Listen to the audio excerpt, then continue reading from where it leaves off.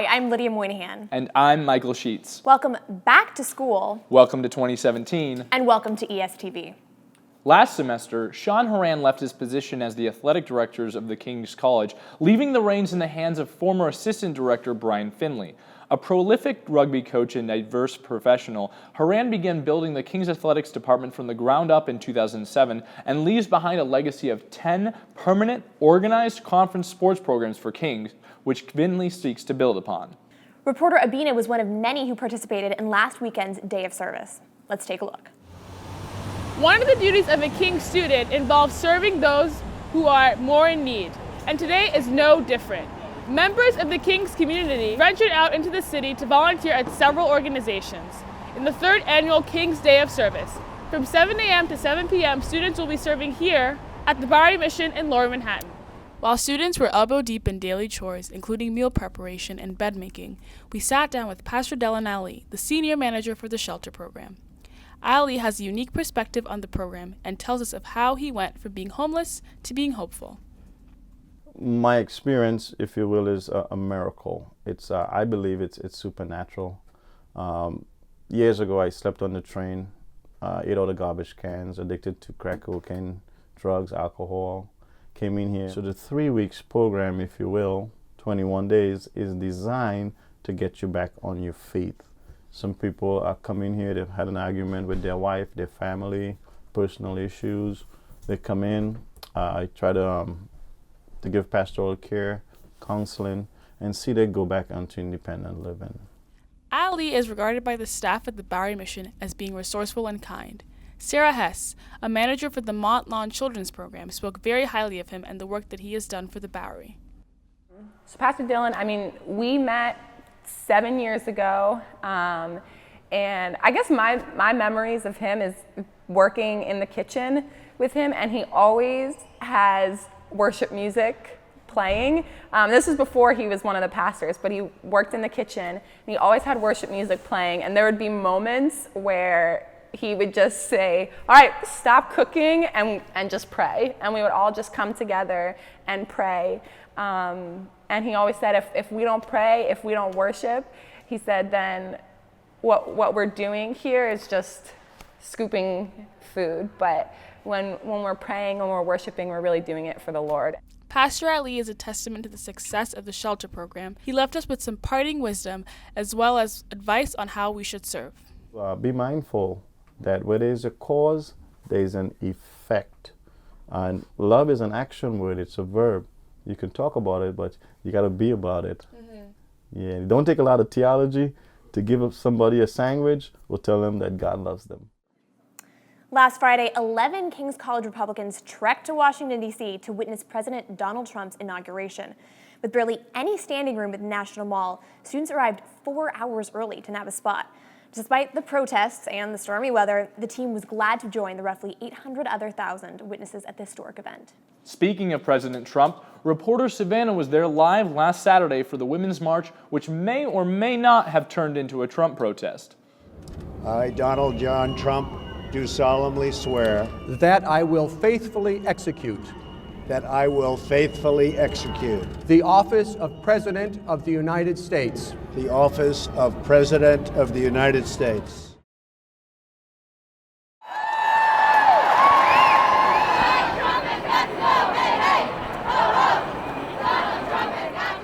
It's one day after the 45th presidential inauguration. Protesters have lined the streets to join this Women's March. While the main march takes place in Washington, D.C. today, the cause continues in several major cities across America. Here in New York, thousands of people have lined 42nd Street and 5th Avenue to march for what they believe in.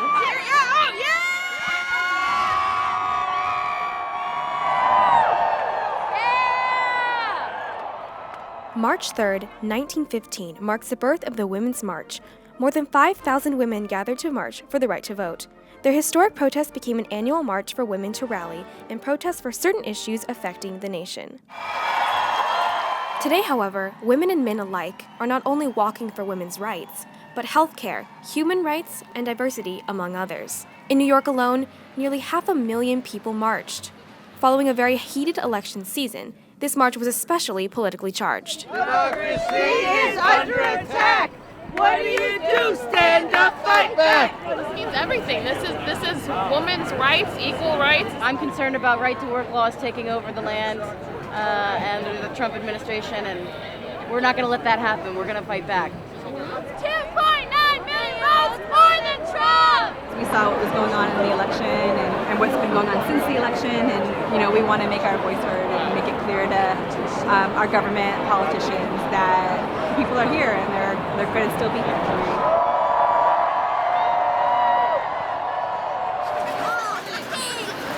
We are now at 53rd Street, 3 blocks away from Trump International Tower, and the protests only seem to continue to intensify the closer you get. Yes, we can! Yes, we can! Going north of 55th Street, it is blocked off. New York City, it's the end of the march. Thank you, New York, thank you.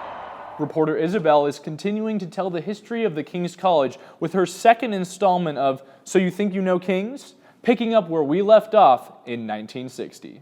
Last time we met, we learned that the school moved campuses from New Jersey to Delaware and finally to upstate New York under our first president, Percy Crawford. In 1960, Crawford suffered a sudden heart attack and died, leaving the college in the hands of Robert A. Cook. Welcome to part 2 of So You Think You Know Kings. On October 6, 1965, Robert A. Cook was inaugurated as the second president of the King's College. Under Cook's presidency, the college expanded its campuses, purchasing and building upon several neighboring properties to accommodate the school's rapid growth. The Terry Hill residential property, located in Ossining, New York, featured a swimming pool and tennis courts and was used during the summers as a youth camp where many King's students stayed to work as counselors. Under President Cook, King's developed its arts, math and sciences, history and business, language, and philosophy programs.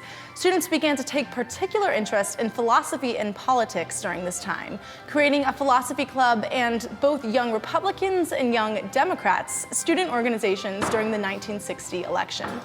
Students and faculty began to take advantage of the campus's proximity to New York City during this period. The King's faculty began inviting influential guest speakers for conferences throughout the school year, even hosting Corrie ten Boom in 1963. In 1985, Cook left the school in the hands of Friedhelm Redant, who was inaugurated as the third TKC president. Friedhelm is remembered as a president who brought a vision to the future of the King's College. He encouraged even more involvement in the city, and under his presidency, students grew tremendously in school spirit.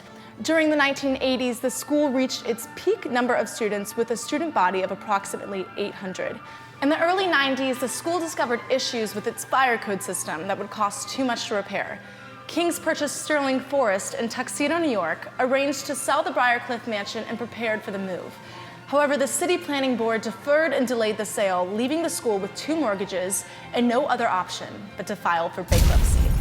In October of 1994, King's received a letter from the New York State Commissioner of Education, ordering the college to close halfway through the school year. President Redant had received a phone call from Dr. Noland, however, who worked with the Commissioner of Education and informed the president of a particular clause in the agreement. The King's College could maintain its charter, leaving potential for possible reopening.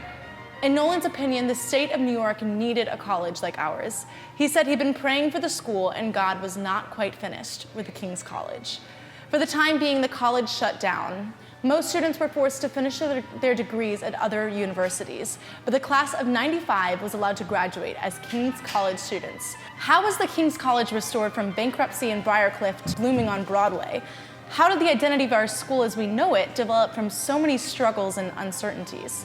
Tune into episode 9 to catch the third and final piece of the TKC story. I'm Isabelle, and you're watching So You Think You Know Kings on ESTv. Thanks for joining us. Don't forget, share this episode and subscribe on our YouTube for more. Also, follow us on Twitter, Snapchat, Facebook, and Instagram. We'll see you next week.